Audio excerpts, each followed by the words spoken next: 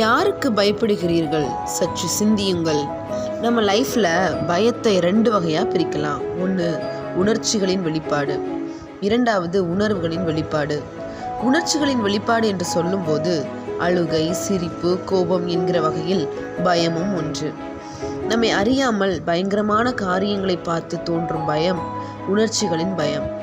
இரண்டாவது உணர்வுகளின் வெளிப்பாடு, அன்பினால் வெளிப்படும் பயம். இதையும் 2 வகையாக பிரிக்கலாம்.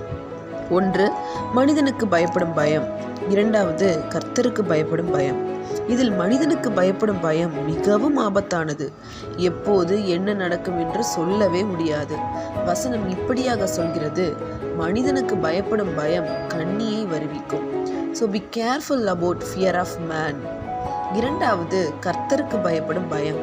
This is very very important. கர்த்தருக்கு பயப்படுகிறவர்களுக்கு மிக அதிகமான ஆசீர்வாதங்கள், குறிப்பாக நீதிமொழிகள் புத்தகத்தில் உள்ள ஆசீர்வாத நன்மைகளை சுட்டிக்காட்ட விரும்புகிறேன்.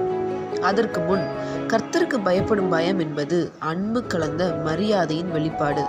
ஹவு டு எக்ஸ்பிரஸ், அதை எப்படி வெளிப்படுத்துவது என்று பார்க்கும்போது கர்த்தருடைய வார்த்தைக்கும் வழி நடத்துதலுக்கும் முற்றிலும் 100% கீழ்ப்படிவது, தனக்கு லாபமானதை நஷ்டம் என்று எண்ணுவது.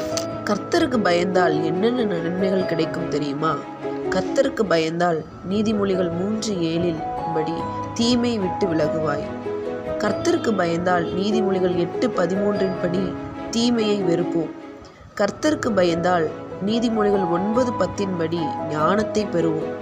கர்த்தருக்கு பயந்தால் நீதிமொழிகள் 10:27 படி ஆயுசு நாட்களை பெருக பண்ணுவார். கர்த்தருக்கு பயந்தால் நீதிமொழிகள் 14:2 படி நிதானமாய் நடப்போம். கர்த்தருக்கு பயந்தால் நீதிமொழிகள் 14:26 படி திட நம்பிக்கையை தருவார்.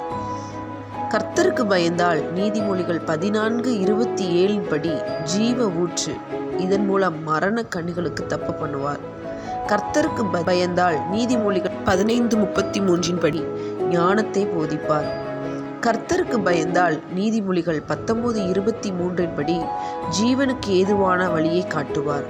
கர்த்தருக்கு பயந்தால் நீதிமொழிகள் 22:4 படி ஐஸ்வர்யத்தையும் மகிமையும் ஜீவனையும் நமக்கு தருவார். ஸோ இவை எல்லாவற்றிலும் கர்த்தருக்கு பயப்படுதலை தெரிந்து கொள்வோம். God bless you.